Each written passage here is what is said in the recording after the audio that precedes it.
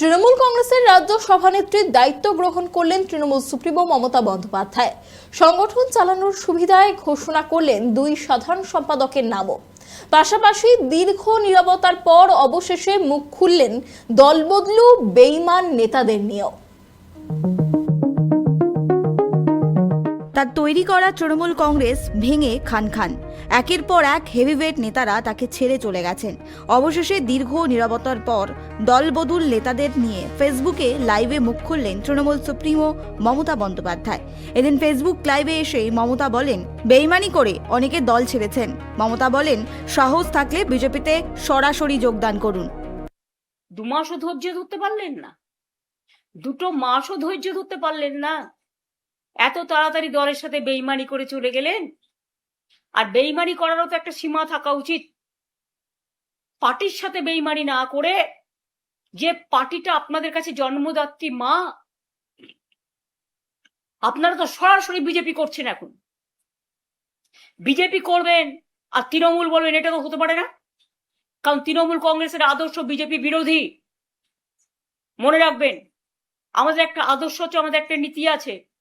আপনারা যারা বেঈমানরা, গদ্দাররা, বিজেপির কাঁধে কাঁধ মিলিয়ে তাদের কথা মতো চলছেন, বিজেপি স্পন্সর্ড যারা, তারা আমি বলবো, যদি সাহস থাকে, বুকের পাটা থাকে, যান গিয়ে বিজেপিতে গিয়ে জয়েন করুন, আমাদের কোনো আপত্তি নেই।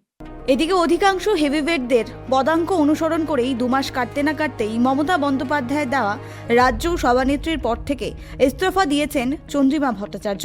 তাই শনিবার ফেসবুক লাইভ করে মমতা ঘোষণা করেন, চন্দ্রিমার বিদায়ের পর তিনি রাজ্য সভানেত্রীর দায়িত্ব গ্রহণ করলেন। সংগঠন চালানোর সুবিধায় 2 সাধারণ সম্পাদকের নামও ঘোষণা করেন তিনি। কামারহাটির বিধায়ক মদন মিত্র এবং বেলেঘাটার বিধায়ক কুণাল ঘোষ হলেন রাজ্য তৃণমূলের নতুন 2 সাধারণ সম্পাদক। অল ইন্ডিয়া তৃণমূল কংগ্রেসটাও যখন যেমন দেখবো, আমি ওয়েস্ট বেঙ্গল স্টেট তৃণমূল কংগ্রেসও আমি নিজে দায়িত্ব নিয়ে দেখব। আমি যা কমিটি ছিল, 2 জনকে অ্যাড করছি নতুন করে, যাতে তারা রেগুলার কাজটা করতে পারে। এবং আমার অফিসটাই, মনে রাখবেন, তৃণমূল কংগ্রেস জন্মের আগে থেকে এই 30B হোলিস্টারের ডিস্ট্রিক্টটাই তৃণমূলের অরিজিনাল অফিস হিসেবে কাজ করত। আজও করে, ভবিষ্যতেও করবে। এবং আমি 2 জেনারেল সেক্রেটারি অ্যাড করছি পার্টিকে সাহায্য করার জন্য, একটা মদন মিত্র আর একটা কুণাল ঘোষ।